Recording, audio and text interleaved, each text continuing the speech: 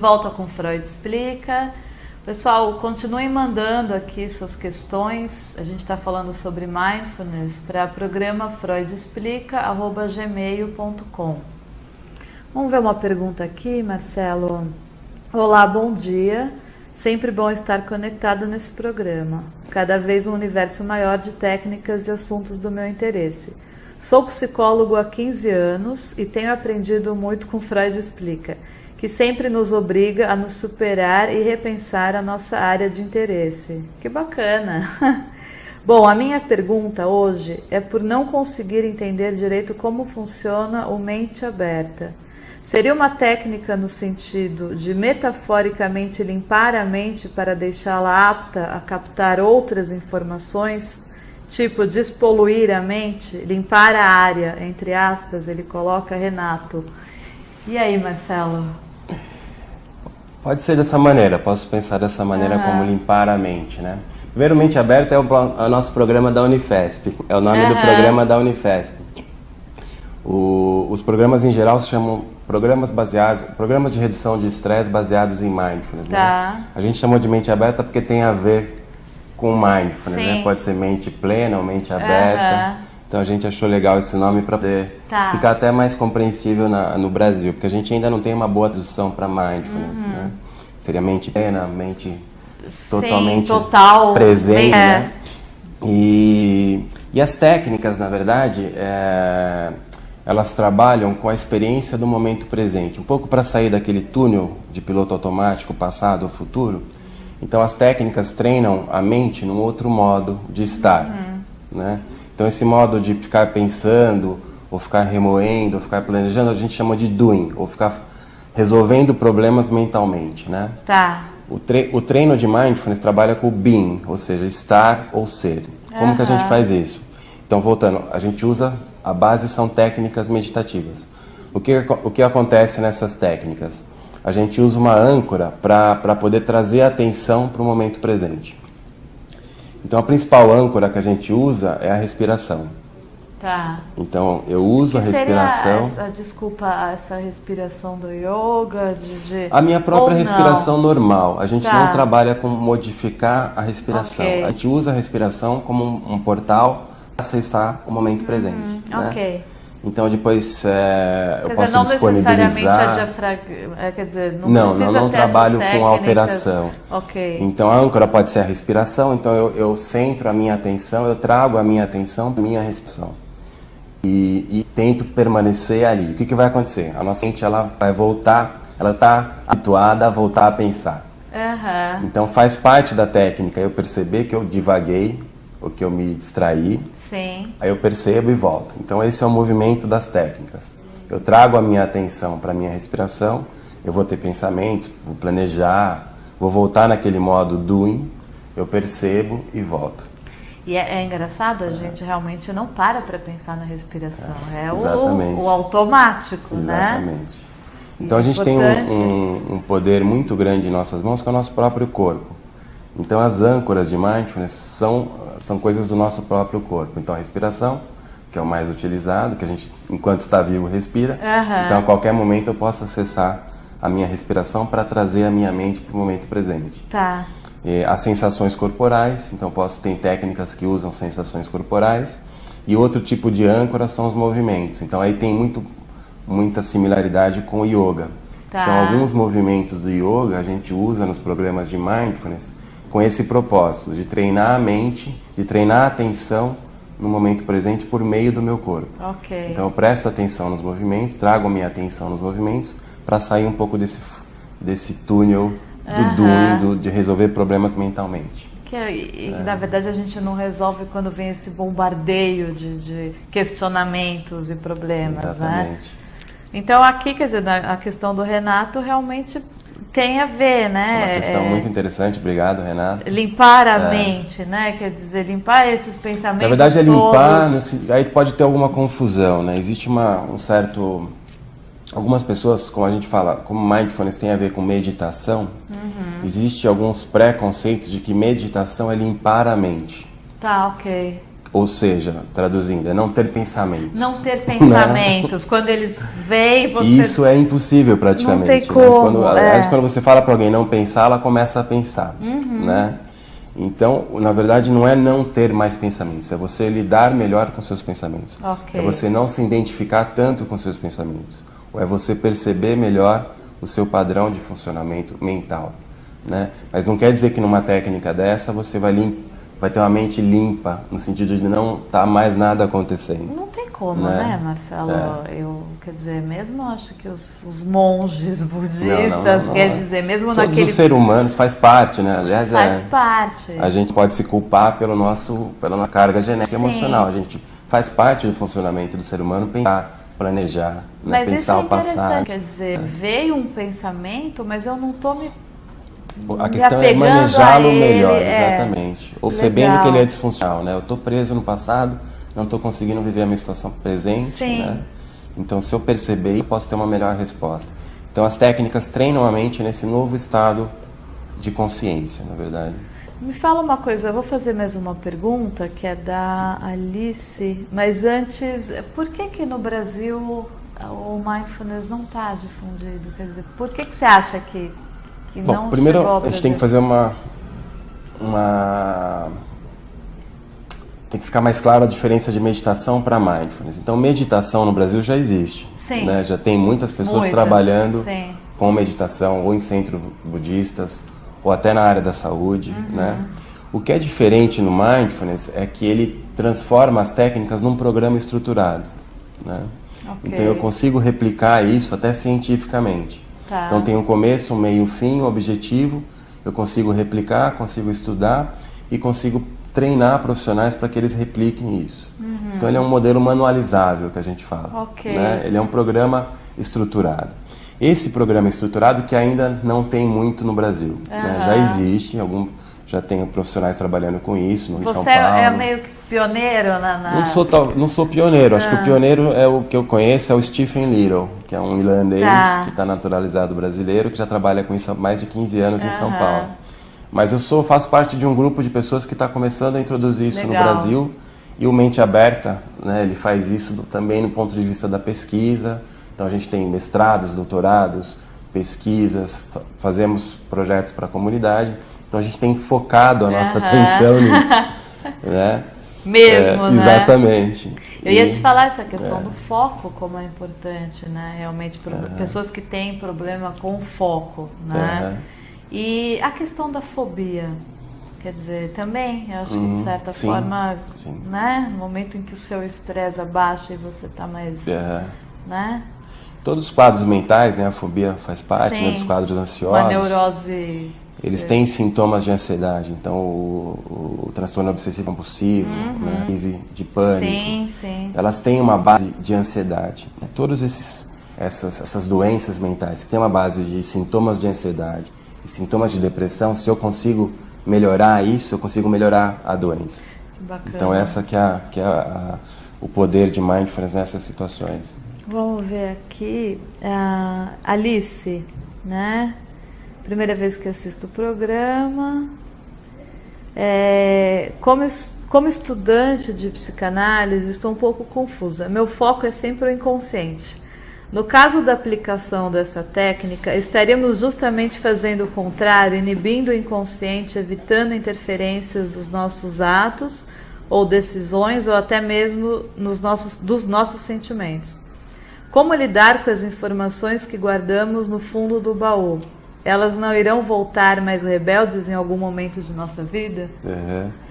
Então, uma outra ideia importante é que mindfulness é um tipo de intervenção. Existem vários outros tipos, né? Então, falando de intervenções psicológicas ou psicanalísticas, eu posso fazer psicanálise, eu posso fazer terapia cognitiva comportamental, eu posso fazer terapia farmacológica, usar medicamentos. Mindfulness é uma outra ferramenta, né? E ela é um pouco diferente dessas outras que eu citei. Então, a terapia cognitivo-comportamental, por exemplo, trabalha com o conteúdo, né, dos pensamentos, conteúdo cognitivo, grosso modo. Mindfulness já não trabalha com conteúdo, né, e como ela falou, também não trabalha com o inconsciente. Não tem esse manejo teórico de trabalhar inconsciente o conteúdo. Ele sai um pouquinho do cognitivo, essa que é a diferença, e trabalha mais com o experiencial. Mas você sabe, Marcelo, que eu estou percebendo, quer dizer, eu que sou psicanalista, eu acho que no momento também que você está menos estressado e há essa diminuição da angústia, o seu inconsciente, ele automaticamente está mais preparado para te dar informações que ele guarda há muito tempo, porque ele sente que você não pode, né, receber. Então eu acho que, de certa forma, ajuda também a liberar esse inconsciente, informações que estão recalcadas né? Então acho que pode complementar. Sim, com certeza. Na verdade se complementa. O jeito, a abordagem que é diferente, mas você acaba trabalhando com os mesmos substratos. Então se você um mecanismo que é bastante conhecido, né, que é psicopatológico, é a evitação da experiência. Ou até a evitação das minhas sombras, né? Do que a gente pode chamar consciente, ou coisa que a gente acha ruim, a gente guarda lá, esconde e não quer mais relacionar com aquilo. Então, quando eu estou aberto à minha experiência, eu saio dessa questão da evitação da experiência, e a gente usa o corpo para ter um modelo disso, então eu começo pelo meu corpo, entrar em contato com a experiência corporal, mas eu também vou acessar a minha experiência cognitiva, o subconsciente, o inconsciente, eu posso chamar de várias coisas. Exato, quer dizer, questão, você usa o verbal também, né? Mas para quê? Para derrubar as defesas que vão fazer com que o superego se afrouxe um pouco mais e você tem essas respostas que estão aí aprisionadas. Então eu acho que faz todo... Elas têm muitas similaridades, a abordagem que é diferente, né? Então você pode até mesclar as duas coisas. Sim. Tem livros que trabalham psicanálise e mindfulness, né? Terapia cognitiva e mindfulness. Tá, bacana. Então você pode misturar as coisas, que é meio que um sincretismo que está acontecendo. Olha essa da Lucy, pergunta interessante. A Lucy pergunta, essa técnica pode ser usada como anestesia para pequenas cirurgias? Sou dentista. Não há estudos sobre isso, né? O que se usa para anestesia são técnicas de hipnose, isso sim, mas não é a mesma coisa, né? A hipnose trabalha com alguns elementos de concentração, claro, mas mindfulness é mais de abertura, não é você sair um pouquinho da sua realidade, é você entrar em contato com a realidade. Tá. A hipnose já é muito estudada, você pode estudar, mas não é mindfulness. Agora, claro, existem trabalhos mostrando que a pessoa que está mais mindful, ou tem um poder de atenção plena maior, ela responde menos ao estímulo doloroso. Então ela consegue aguentar mais, mas não, se a gente tem anestesia, se tem hipnose, é melhor você usar essas técnicas que são mais efetivas para isso. Legal. Aqui, olá Tati, olá Marcelo, é o Carlos, oi Carlos. Que bom saber que na área de saúde se procura outros caminhos que não medicamentos, né? Uma pessoa perturbada mentalmente conseguiria usar essa técnica, exemplo, um bipolar. Eu sou e sempre procuro alternativas para resolver meu problema, Carlos. É boa pergunta, Carlos, né? Quer dizer, alguém que tem um problema realmente mais sério, uma psicose, vamos pensar em um esquizofrênico, um psicótico, maníaco-depressivo, um bipolar. Como é que é, Marcelo? Então, essa questão é muito interessante, realmente, né? Ela entra na questão da prescrição. Como é que eu prescrevo? Para quem que isso... Quem se beneficia de mindfulness, né? Então, a gente estava falando das diferenças de meditação e mindfulness, essa é uma delas. Quando eu trago esses programas para a área da saúde, ou seja, eu começo a trabalhar com pacientes, eu tenho que ter mais cuidado, né? Então, eu tenho que dominar, uma das questões da capacitação profissional é essa. Eu tenho que dominar a técnica e tenho que saber também com quem eu estou trabalhando. E tenho que saber qual que é a indicação. Então, as indicações de mindfulness, em geral, você vai atuar como uma terapia complementar em pacientes que já estejam clinicamente estáveis. Então, o paciente no estado depressivo agudo, ele não consegue estar num grupo. Geralmente as terapias são em grupo. Mesmo a própria yoga, né? Desculpa te interromper, ou num momento depressivo, ela te perturba mais. Exatamente. Porque, na verdade, você tem você está entrando em você, mas essa dor, ela parece que ela se torna mais forte. Se a pessoa não estiver preparada, ela pode piorar. Exato. Então, assim como tem indicação, né, de terapias médicas, psicológicas, psicanalíticas, tem indicação das terapias baseadas em mindfulness. Então é isso. Então é melhor você colocar um paciente clinicamente estável na terapia Mindfulness, com o sentido de que ele previna recaídas ou quadros mais graves. Ok, né? quer dizer, Então paciente... essa é a principal indicação. Legal. Né? Então, o paciente num quadro ansioso muito agudo ou depressivo, ou com uma dor muito aguda, né, você tem que tratar primeiro esse quadro agudo, e aí para que ele possa entrar numa terapia Mindfulness, para que ele possa depois ter uma melhor qualidade de vida e prevenir, provavelmente, novos quadros agudos. Novos quadros, né? sim. Vamos ver aqui da Bruna. Sou professora e tenho me deparado muito com crianças com déficit de atenção. Que é a questão do foco, que é muito complicado, né? Poderia essa técnica ser usada no universo escolar, ajudando os estudantes a se focarem mais? É interessante essa pergunta. Existem técnicas para crianças? Muito interessante. Claro, a gente está aqui falando mais da área da saúde, Sim. né? Mas existem já aplicações de Mindfulness na área da educação. Na verdade, já existe muita coisa, inclusive no Brasil. Ah, é? Tem um instituto que chama Migliori, né? Tá. Que tem trabalhado, é a Regina que trabalha com isso, ela tem trabalhado com técnicas de Mindfulness aplicadas à educação, então fora da área da saúde. Então eu trabalho com psicopedagogia ou pedagogia e aplico Mindfulness exatamente para prevenir quadros de hiperatividade. Né? Agora, claro, se a criança tem realmente hiperatividade ou déficit de atenção, ela tem que tratar, igual a gente estava falando agora há pouco, né? É claro que tem muito overdiagnóstico, né? Ou diagnósticos inadequados, mas se realmente existe o diagnóstico, então a criança tem que estar em acompanhamento e o Mindfulness, como terapia complementar, ajuda. Agora, para crianças, né, em geral, que estão na escola, também ajuda, como melhora de bem-estar, melhora da concentração, melhora da atenção, melhora do desempenho escolar, né? Sim, com certeza. E o professor também é importante que faça, porque todo o staff também tem que estar preparado para isso. Então, os programas que trabalham Mindfulness em escola trabalham primeiro, na verdade, o staff, os professores, a gestão. Isso é muito importante, e depois né, as crianças, né? E você pode trabalhar os pais também. Mas existe e é bastante interessante. Que bacana. E a gente não escuta essas coisas. Que a gente acaba não prestando atenção. Exatamente. Exatamente. Então, vamos ver aqui da Bruna ali.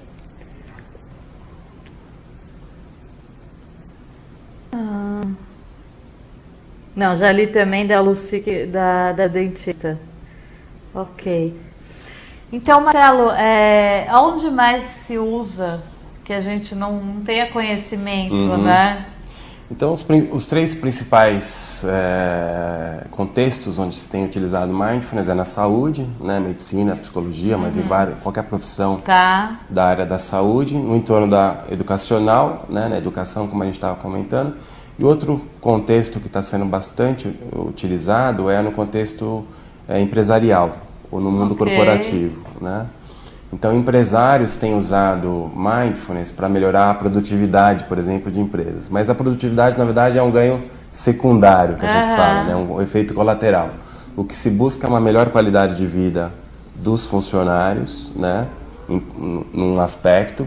E no outro aspecto que se tem estudado é que pessoas que usam técnicas de Mindfulness, elas conseguem integrar melhor áreas do cérebro.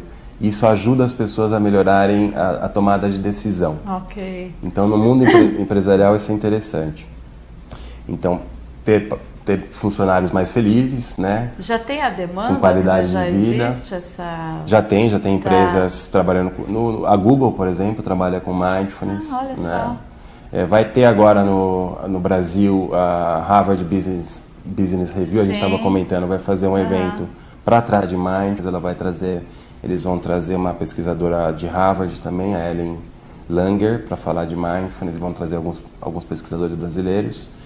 Então, isso também está chegando no Brasil. Que bacana, né? que bom, mas já está muito desenvolvido nos Estados Unidos, na Europa. Então, as empresas têm aplicado Mindfulness. Por um lado, qualidade de vida e bem-estar, então, prevenção de burnout, de esgotamento profissional, né?